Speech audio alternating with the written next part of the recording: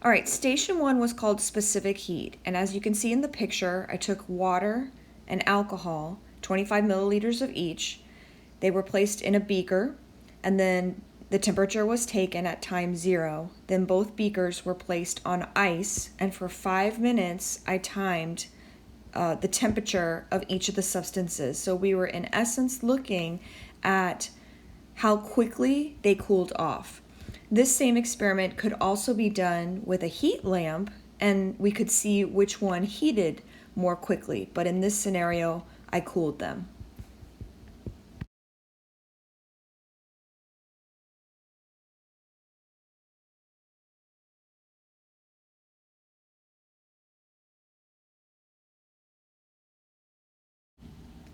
For station 2, the first thing we did was we were comparing water and isopropyl alcohol as to how many drops will fit on a penny before they spill over the top. So you'll see me do water first and then alcohol, and at the end you'll see a table of how many drops each one was able to hold.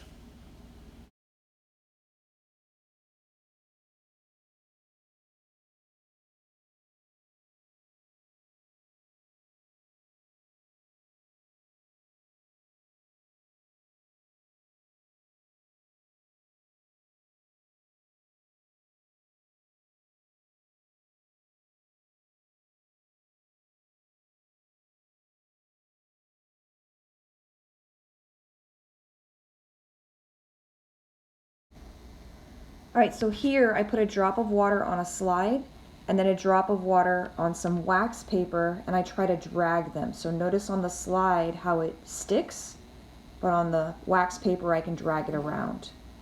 And now I put it between two slides, and I don't know that the video translates this very well, but it's very difficult to pull these two slides apart. You'll see that they sort of pop apart when I really put a lot of stress on them.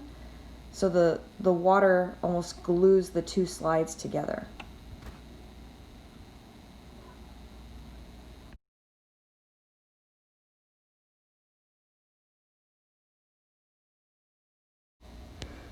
For this station, I'm looking at solubility of two different solids in water.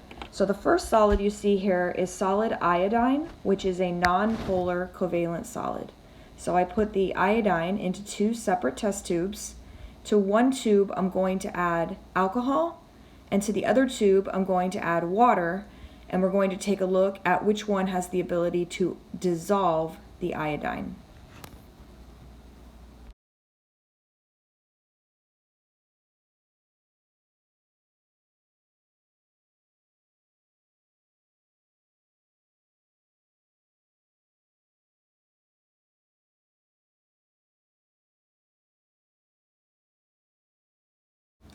Now I'm repeating the same experiment, but this time I'm using table salt, sodium chloride. I'm going to put the table salt into water and alcohol, and we're going to take a look at which solvent has the ability to dissolve the table salt.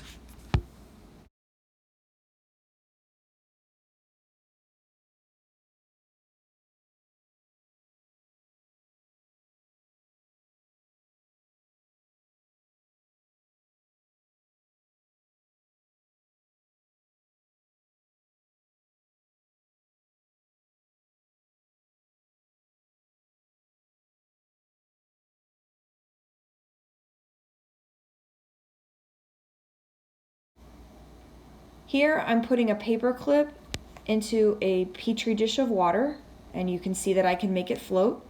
And now I add a drop of detergent, and you notice it makes it sink. And in this last experiment, I put a capillary tube, it's a little hollow glass tube, into some colored water, and you can see how the water is actually drawn up that capillary tube.